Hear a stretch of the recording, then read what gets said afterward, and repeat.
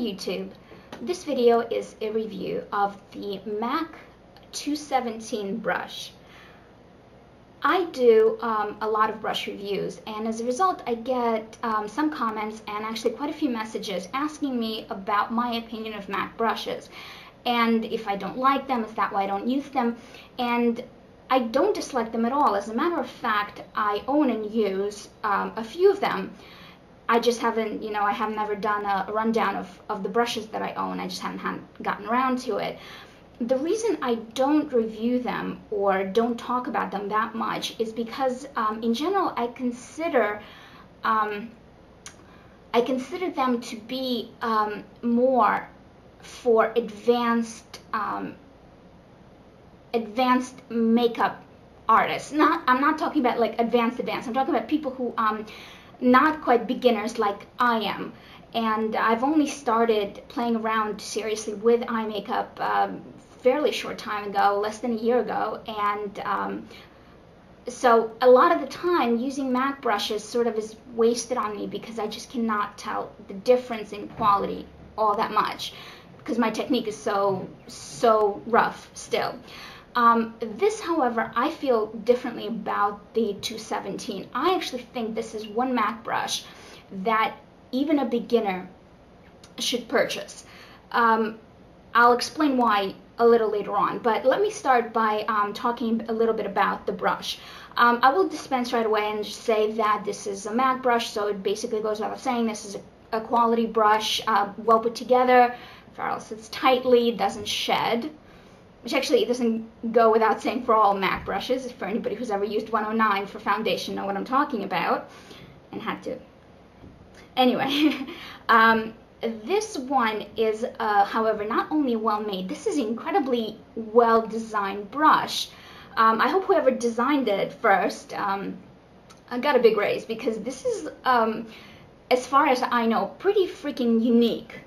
I have never seen a brush just like this. What makes it unique, except besides the thickness and the density, is the pinched ferrule, which gives a user two distinct surfaces to work with. The wide one, which is here is facing, this is the face, which makes it really good for, application for big, if you have a lot of lid space, or if you want to do like an all over wash of color. And the narrow one, on this side, that gives you, which you'd use for if you want a slightly more precise application, for example, for shadow in the crease or the inner corner, like that. This is what makes this brush excellent. Even though it's sold as a blender on the MAC website, this is actually a multi-purpose brush.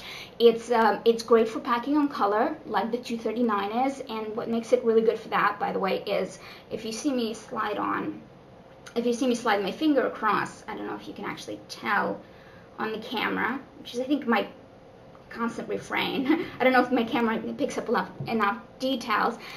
This presents a fairly uniform front face. It's not quite the same over here, but it is over here. So you can use this. It picks up color. You can use this to pack on the color and blend the color onto the lid. Basically, put the color onto the lid, put the highlight on, put the above the crease color on, stuff like that.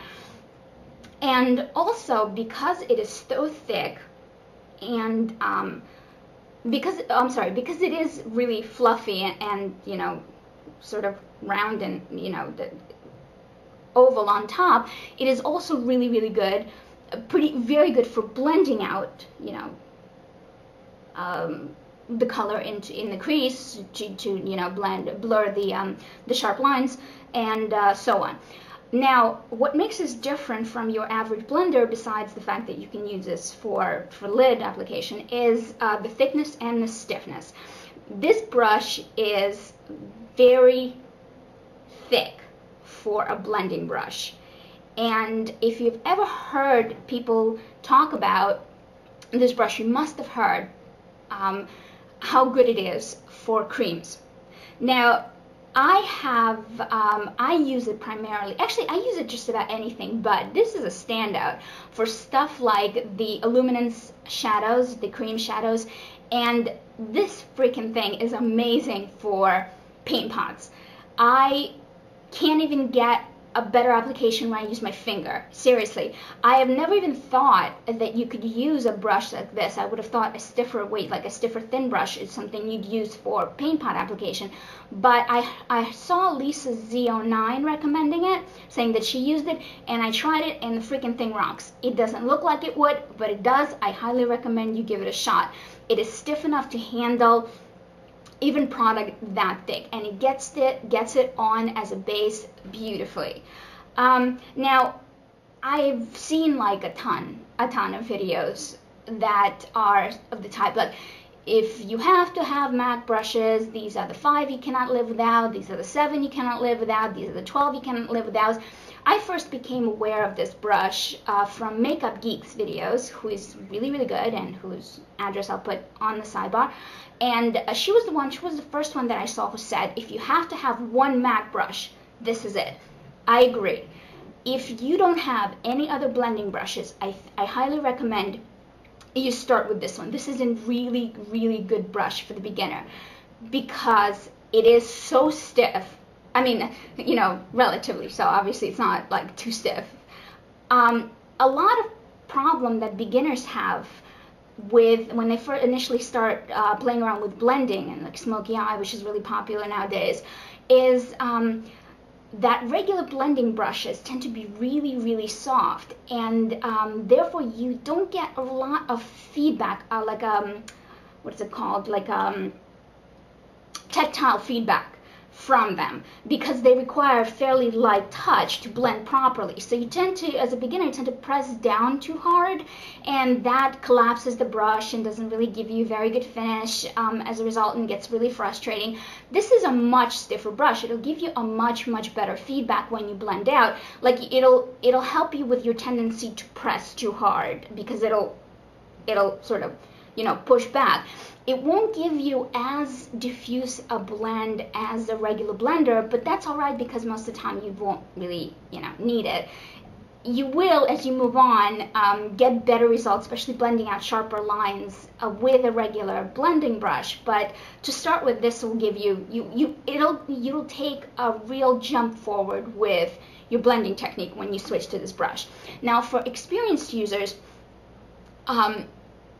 a word of warning about the stiffness. Because the regular blending brushes are thin and much softer, well, not fluffier, much softer, if you try to apply product with the same pressure or pick up as much product with this brush, you will end up with basically too much, way too much. The first time I tried this, I tried applying a little carbon into the V. I ended up looking like I had a black eye. Seriously. This picks up, because it is so much thicker and actually tapers to a fairly fine edge for a brush of this type. It picks up way more product than a regular blender does. You'd sort of expect to brush the blender across the shadow and it'll pick up just a little bit, and you start picking it out. If you brush it with the same pressure, this will pick up a shit ton more. It will, and that will require fewer adjustments to be made on your part. But that is actually helped by the color. Now, I'm not 100% certain. Actually, I'm probably certain that this is an unintended benefit, but because it is white, and it is white even though this one isn't, I confess to not having cleaned it after last time I used it. But you will never do that, right? You will clean your brushes after every use. Yes, you will. Yes, you will. You'll be able to tell much better, because it'll reflect much better on how much product you're picking up. So the learning curve won't quite be so, steep. Is a steep learning curve means like it's faster to learn it or slower? Man, I have to look it up. But anyway, it'll take you a shorter time, less time to adjust to it. And because of the multiple, you know, the multiple angles you can use, this is basically like your ultimate outer V, you know, drawer on. It won't give you as much as precise a placement as a pencil brush will, and it won't give you, as I said earlier, as diffuse a blend as a regular blending brush will. But this is an excellent all-around brush, and I really recommend you have this in your kit. If you did without, you could do like a whole look pretty much with this brush, except for the lining. Obviously, you can't do the lining, not thin enough. So that's it. This is all I think I wanted to say about the Mac 217.